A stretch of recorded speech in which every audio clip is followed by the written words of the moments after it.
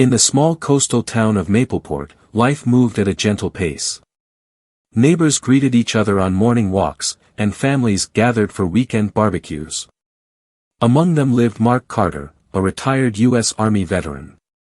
Tall and sturdy in his mid-50s, Mark's rugged face bore the marks of a hard but honorable life. His piercing blue eyes once held a steely gaze, but now they saw only darkness.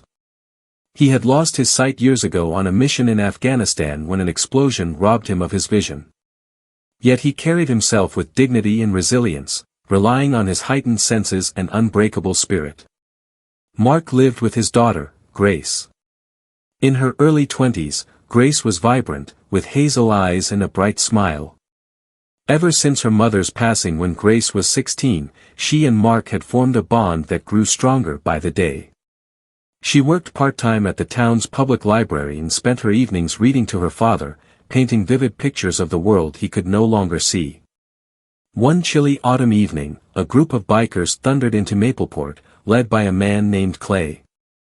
Their leather jackets and rumbling engines stood out against the town's peaceful streets. The bikers took an unsettling interest in Grace, drawn not by her kindness, but by her perceived vulnerability. A few days later, while Grace was walking through a quieter part of town, the bikers confronted her. They catcalled, hurled crude remarks, and circled her like a pack of predators. Though shaken, Grace managed to slip away, clutching her phone. She told Mark everything that night, and while he couldn't see the fear in her eyes, he could hear it in her voice. "Grace," he said firmly, "no one has the right to make you feel unsafe. We'll deal with this." But the bikers kept coming back. They'd appear at places Grace frequented, sometimes trailing her from a distance, other times cornering her with intimidating words. It was clear they were testing her limits.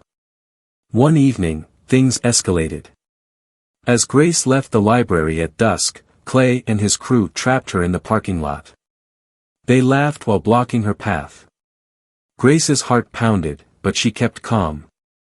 Pulling out her phone, she made a quick call. "Dad," she said, her voice steady, "it's time." That call was more than just a plea to her father, it triggered a plan. Mark, though blind, had spent years building a network of friends from his military service. He was respected for his integrity, and many owed him a debt of gratitude. One of them was Jack, a retired Marine who lived just a few blocks away. Within minutes, Jack and several other veterans arrived at the library's parking lot. They weren't dressed for a fight, but the look in their eyes said they were ready to protect one of their own. Jack, tall and imposing, stepped forward. His tone was calm but carried the weight of authority. "Is there a problem here?" he asked, staring down Clay. The biker leader's confident smirk faltered. He hadn't expected anyone to show up, least of all men who looked like they'd seen their share of battles. Clay tried to save face, scoffing, "We're just talking. No need for heroes to roll in." Jack took a measured step closer. "Funny, I don't see anyone laughing. You've been following this young woman, harassing her, making her life hell. That ends now." Just then, Mark arrived, guided by Grace. Though he couldn't see the confrontation, he sensed the tension. Straightening his posture, he asked in a calm but cold voice, "Clay, do you know who I am?" Clay frowned, uncertain. "Why should I care who you are, old man?" Mark's expression remained unchanged. "You don't have to care about me, but you should care about the people who stand with me, and about the consequences of your actions." Jack turned to Clay's gang, his voice low. "Mark Carter isn't just any retired vet. He's a man who saved my life, and many others. He may not see you, but we do. We won't stand by while you terrorize his daughter." For a moment, it looked like Clay might back down. But pride got the better of him. He sneered, "We don't take orders from anyone, least of all from a blind man and his buddies." Mark stepped forward. Though sightless, he knew exactly where Clay stood. His voice dropped, heavy with resolve. "You think blindness makes me weak? Let me tell you what blindness taught me, it taught me to listen more closely, to rely on those I trust, and to fear no darkness, because I've already lived through it." The parking lot went silent. Even Clay's own men shifted uneasily.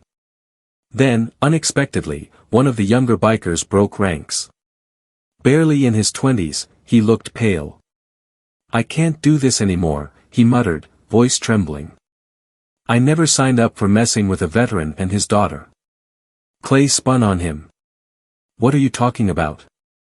The young biker glanced from Mark to Grace. "I didn't know we'd be harassing folks like them. This isn't what I wanted."